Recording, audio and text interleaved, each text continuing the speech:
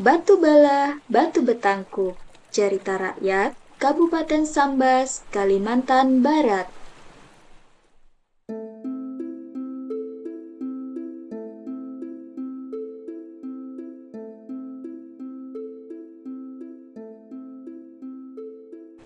Pada zaman dahulu, di sebuah pantai kota pemangkat, tepatnya di kawasan Tanjung Batu, hiduplah seorang perempuan miskin bernama Marisa. Dia tinggal bersama dengan kedua anaknya. Yang tua biasa dipanggil Along, sementara yang bungsu dipanggil Usu. Pekerjaan Marisa sehari-hari adalah mencari kayu bakar di hutan.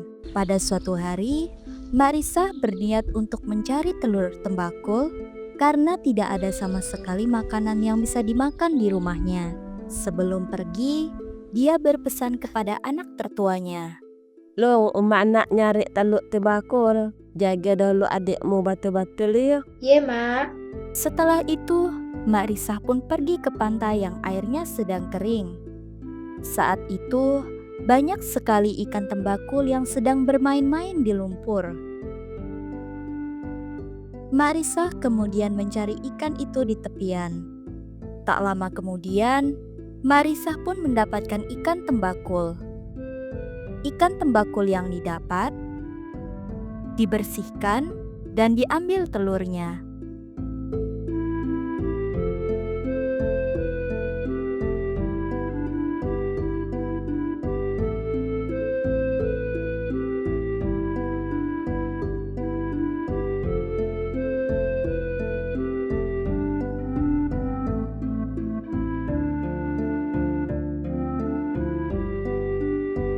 Mak Risah bersyukur karena hari itu dia dengan anaknya bisa makan. Setelah merasa cukup, Mak Risah pun pulang ke rumahnya. Ketika sampai di rumah, ternyata kayu bakar yang ada tersisa sedikit lagi dan rempah untuk memasak pun sudah habis. Dengan kayu yang tersisa sedikit, Mak Risah pun merebus telur tembakul tersebut.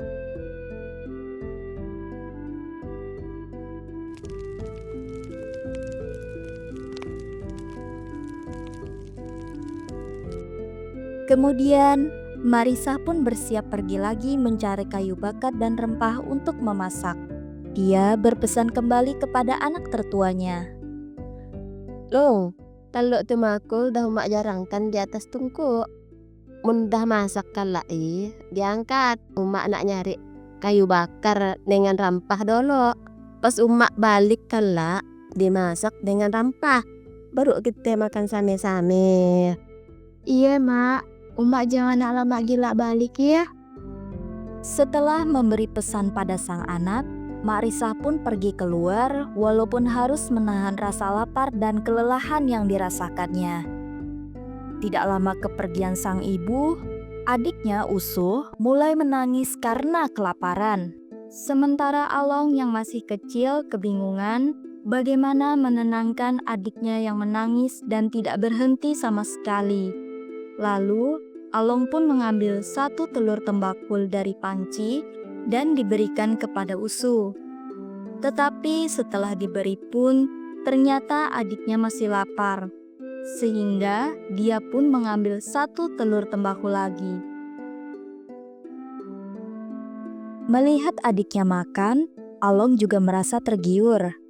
Apalagi dari pagi hari, dia juga belum sama sekali memakan apa-apa. Sementara sang ibu belum juga kembali, padahal sudah tengah hari. Along akhirnya mengambil satu telur tembakul itu untuk dimakannya. Merasa nyaman dan masih merasa lapar, telur itu akhirnya dihabiskan oleh kedua kakak beradik tersebut hingga tak bersisa. Siang hari, Mak Risah datang dari mencari kayu bakar dan rempah. Alangkah terkejutnya dia ketika melihat telur tembakul yang ada di dalam panci sudah tidak ada lagi yang tersisa. Sedih dan lelah itulah yang dirasakannya. Lalu berbicaralah Mak Risah dengan anak perempuannya. Sagarnya long kau dengan emak. Dak lalu kau tinggal dek sigit telur untuk emakmu. Adik nangis tolen mak dari tadi. Dia kelaparan tapi mak belum datang. Along pun lapar juga. Jadi kami makanlah telurnya berdua dengan adik. Sampai lupa nak ninggalin umak. Tadi maksud emak anak masaknya pakai rampah karena nyaman untuk kita makan sama-sama. Tapi sagalnya kita sige pun ndak disisakan untuk emak. Mendengar kata-kata ibunya, Along merasa sedih dan menyesal. Tidak ada lagi yang tersisa untuk dimasak. Telur tembakul juga sudah habis. Ingin mencari lagi di tepi pantai, pasti tidak ada karena air sudah pasang. Mak Risa hanya bisa menangis saat Along meminta maaf. Maaf nak, kami udah buat salah dengan umak.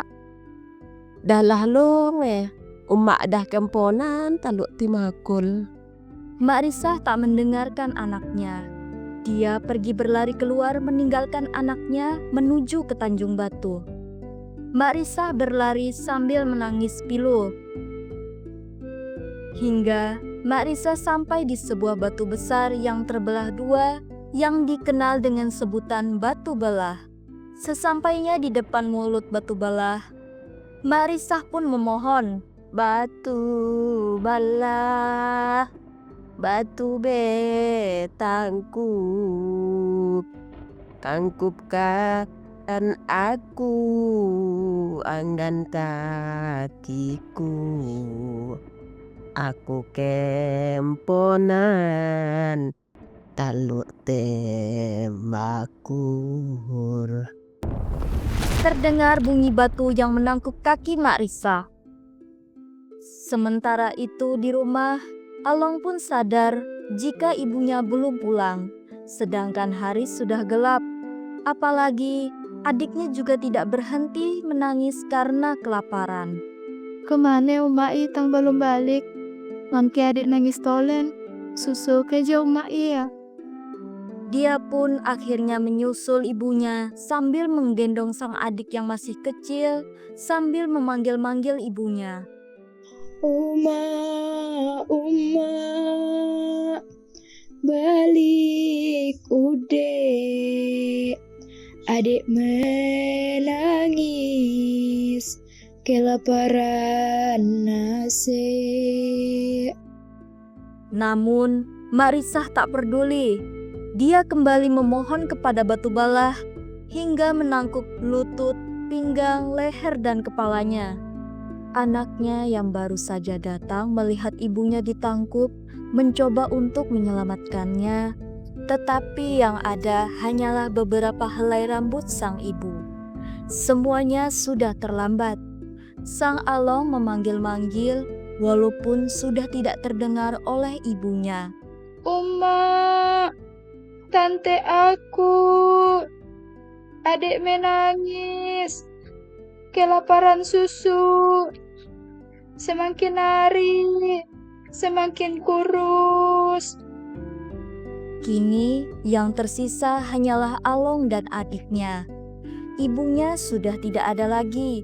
Along hanya bisa menyesal, sementara adiknya yang tidak tahu apa-apa hanya bisa menangis kelaparan.